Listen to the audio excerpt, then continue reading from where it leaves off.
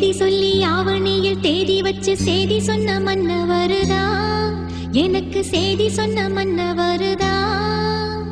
சொந்தம் சொல்லி நெத்தியில குங்குமத்தை வச்ச ஏன் மன்னவர் மன்னவர்